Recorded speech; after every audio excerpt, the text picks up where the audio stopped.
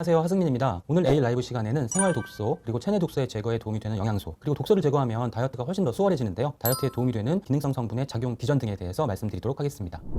네, 우리 생활 주변에는 우리가 알지 못하는 사이에 많은 유해 물질들이 우리 몸으로 침투하고 있죠. 그래서 생활 독소라는 표현을 사용하기도 합니다. 각종 환경 오염 물질을 포함해서 세균의 독소, 바이러스, 또 농작물에 잔류되어 있는 농약이나 비료, 심지어 가공식품이나 인스턴트 식품에도 각종 인공 화합물들이 사용되고 있습니다. 적은 양이라서 우리 몸에 직접적인 피해를 유발하지는 않지만 계속 조금씩 축적이 되면 건강에 해로운 영향을 미치게 되는 것이죠. 미국 국립표준기술연구소 연구팀은 지난 4월 20일 환경과학기술 저널에 발표한 논문을 통해서 일회용 컵과 식품용 나일론백에서 리터당 조 단위의 나노플라스틱 조각이 용출되고 있다고 밝혔습니다. 나노플라스틱은 지름이 100나노미터, 1나노미터는 100만 분의 1mm 정도인데요. 100나노미터 미만의 아주 작은 플라스틱을 나노플라스틱이라고 하는데 지름이 5mm 미만의 미세 플라스틱보다도 훨씬 더 작습니다. 연구에서는 일회용 종이컵과 초순수를 사용했는데요. 초순수는 오염물질을 완전히 제거한 깨끗한 물입니다. 22도씨의 경우에는 20분 후에 리터당 2조 8천억 개의 나노플라스틱이 용출되었고요. 100도씨의 물의 경우에는 리터당 5조 1000억 개의 나노플라스틱이 용출되었습니다. 식품용 비닐팩도 마찬가지였습니다. 미국 식품의학처에서는 식품용 나일론의 경우 25도씨에서 용출되는 양이 무게 1% 미만이면 안전한 것으로 정하고 있는데 이번 실험에서는 25도씨에서 0.1%, 90도씨에서는 0.28%가 용출이 돼서 기준보다는 크게 낮았지만 연구팀은 이번 실험 결과가 소비자들이 일상생활에서 사용하는 제품이 사람의 건강에 위험할 수 있는 나노입자의 중요한 공급원일 수 있음을 보여준다라고 경고했습니다. 무엇보다 이번 연구에서 측정된 나노플라스틱의 평균 크기가 30에서 80나노미터로서 척추동물의 세포 내로 들어갈 수 있는 크기인 것으로 확인되었다는 것이 심각한 문제로 지적이 되었습니다.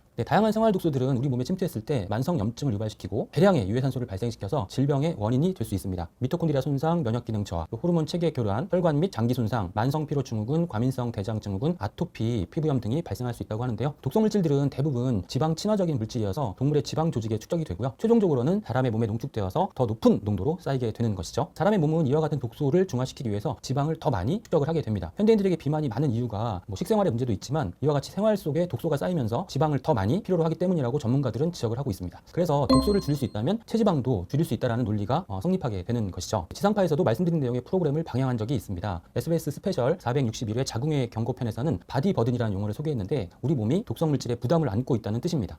독소들은 지방 조직에 쌓이게 되는데요. 다이어트를 해서 지방을 줄이면 상대적으로 독소의 농도가 올라가게 되고요. 이렇게 되면 우리 몸은 독소의 농도를 낮추기 위해서 다시 지방 합성을 촉진하게 된다는 것입니다. 다이어트를 해도 독소를 줄이지 않으면 다시 원래의 상태로 돌아가게 된다는 것이죠. 그래서 독소를 줄이는 것이 다이어트의 첫 번째 단계가 되어야 한다. 즉 디톡스 다이어트의 이론적 배경이 되었습니다. 그렇다면 독소를 줄이기 위해서는 어떻게 해야 할까요? 우선 우리 몸에 침투하는 독소의 양을 최소화시켜야겠죠. 앞서 보셨던 다양한 독소의 원인들을 제거해야 한다는 것인데요. 가급적이면 일회용품을 사용하지 않고 마스크를 착용하는 등 환경 오염으로부터 몸을 보호하는 습관을 들여야 하고 또 가공식품이나 인스턴트 식품을 멀리하고 또 면역력을 높여서 미생물에 대한 독소를 최소화하는 노력을 해야 한다는 것입니다. 그리고 우리 몸의 독소를 제거하는 기능, 즉 해독작용이 원활하게 작동을 해야 합니다. 우리 몸의 해독작용은 3단계에 걸쳐 이루어지는데 1, 2단계는 간에서, 3단계는 장에서 이루어집니다. 해독 1단계는 지방과 결합되어 있는 독소를 분리해서 일부 수용성 물질로 전환시키는 단계이고요. 해독 2단계는 본격적으로 수용성 물질로 전환시키거나 다른 성분과 결합해서 배출이 용이한 형태로 바꾸게 됩니다. 해독 1, 2단계에서는 비타민 B군과 밀크시슬, 항산화 영양소, 아미노산이 중요합니다. 해독 3단계는 장에서 진행이 되는데 장이 건강해야 독성 물질을 원활히 배출시킬 수 있고요. 또 제흡수를 억제해서 해독작용을 완성하게 됩니다. 프로바이오틱스와 식이섬유가 도움이 될 수 있습니다. 더 나아가서 우리 몸에 들어오는 독소의 양을 최소화하면서 해독작용이 진행된다면 더 효율적인 디톡스가 가능할 텐데요. 그래서 공복 시간을 길게 가지면서 간과 장이 해독작용을 할 수 있는 여건을 만들어주는 것이 중요합니다. 바로 이제 간헐적 단식이 필요한 이유입니다. 간헐적 단식이라고 하면 왠지 거창하고 어려울 것 같은데 사실 그렇지 않습니다. 원래 인간은 12시간 동안 공복을 유지하는 생체 사이클을 가지고 있습니다. 간단하게 저녁 식사와 아침 식사 사이의 시간을 12시간 이상이 되도록 하면 됩니다. 이 시간 동안 독소의 유입을 최소화시키면서 해독작용이 진행되도록 하는 것이죠. 12시간 공복만 잘 지켜도 우리 몸은 훨씬 깨끗한 상태가 될 수 있다는 것입니다.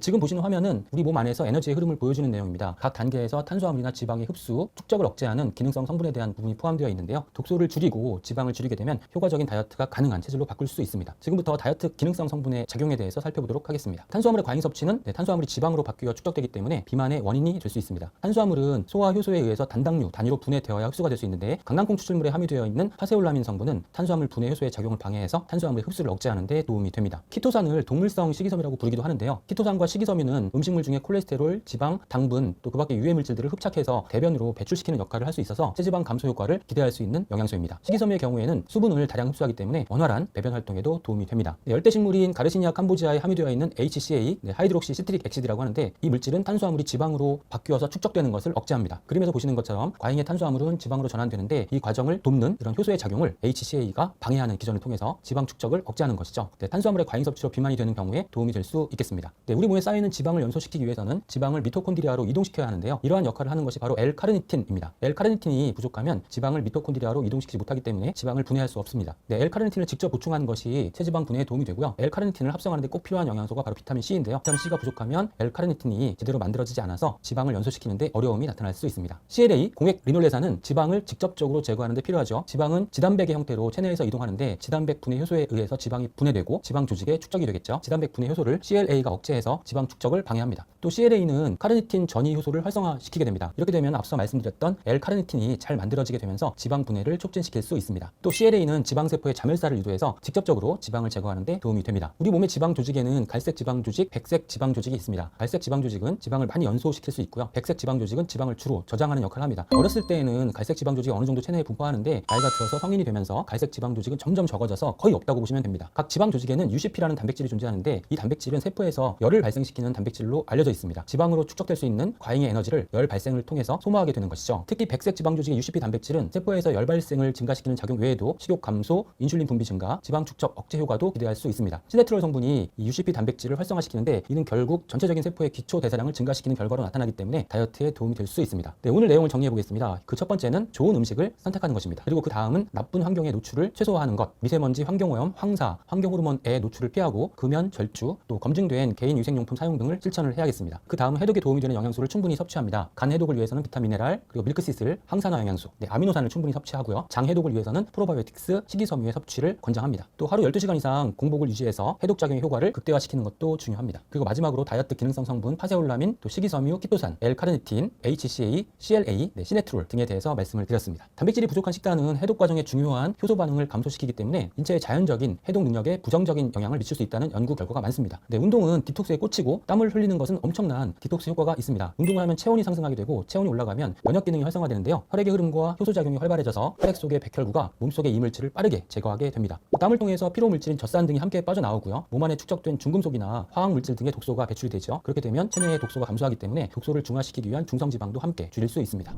네, 생활 독소를 멀리하는 습관, 그리고 체지방 축적을 억제하는 운동과 영양소의 충분한 섭취로 더욱 건강한 생활 하시기를 기원합니다. 경청해 주셔서 감사합니다.